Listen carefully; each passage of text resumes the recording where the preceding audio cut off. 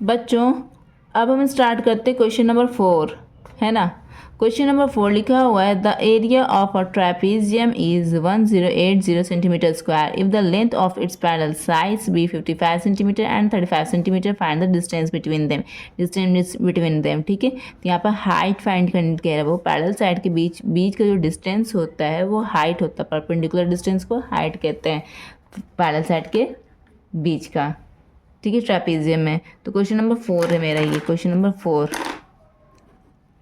Okay, तो यहाँ पर देखिए बच्चों, यहाँ सबसे यहाँ पर एक ट्रेपीजियम एक ड्रा कीजिए।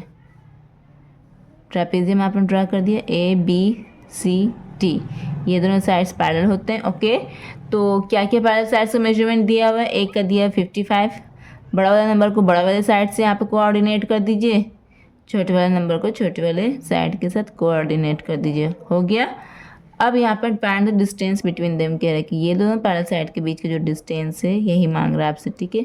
इट मीन्स आपसे क्या मांग रहा है? हाइट मांग रहा है। ओके, तो बच्चों यहाँ पर एरिया दिया हुआ है, ट्रेपीजियम का एरिया दिया हुआ है ना। एरिया क्या होता है बताइए? ट्रेपीजियम का एरिया का फॉर्मूला क्या होता है? Half into sum of parallel sides into height, यही होता है बच्चों।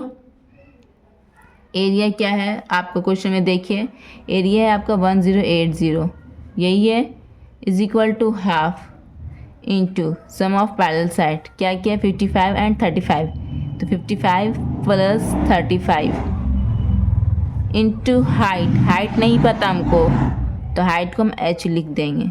ओके बच्चों, नेक्स्ट 1080 इसको एज इट इज़ यहाँ पर लिख दीजिए, हाफ लिखा है उसको भी एज इट इज़ लिख दीजिए, मल्टीप्लाई उसको भी इसी तरह लिख दीजिए।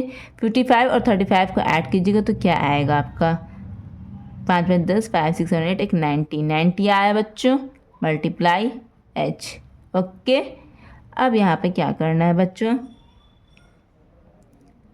यहाँ पर इसे आप क्या कीजिए, 2 1 2, 2 4 8 एक 9, 2 5 10 कर दिया। तो यहाँ पर आपका क्या आया बच्चों? 1080 इज इक्वल टू, ये तो कट गया ना पूरा, तो 45 मल्टीप्लाई h, यही आया बच्चों। एंड देन आप क्या कीजिएगा नेक्स्ट, 45 मल्टीप्लाई h को इधर लिख देते हैं LHS में, और 1080 को RHS में लिख देते हैं। इससे आप लोगों को कोई प्रॉब्लम नहीं होनी चाहिए, ठीक है। कोई यहाँ पर कुछ मैंने डिफरेंट नहीं किया, बस जो RHS में लिखा था उसको उठा के इधर लिख दिया, LHS वाले को उठा के इधर लिख दिया RHS में, ठीक है। अगर आपसे कहेंगे A is equal to B तो B is equal to A, कोई फ़र्क पड़ेगा? या तो इसको इधर लिखो या इधर लिखो, दोनों तो बराबर ही है, ठीक है। तो चलिए हम नेक्स्ट पेज में कैलकुलेशन करते हैं। तो क्या आया था बच्चों मेरा? 45 multiply h is equal to 1080, यही आया था ना। अब h के साथ ये मल्टीप्लिकेशन में ये नंबर है, तो जब RHS में जाएगा तो ये डिवीजन में चला जाएगा, 1080 बाई 45। ये तो पता होगा आप लोगों को, लीनियर इक्वेशंस बनाया होगा।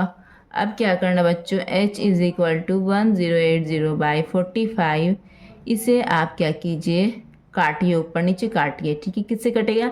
इस नंबर के लास्ट में 5 है, इस नंबर के लास्ट में 0 है, तो ये 5 से ज़रूर कटेगा।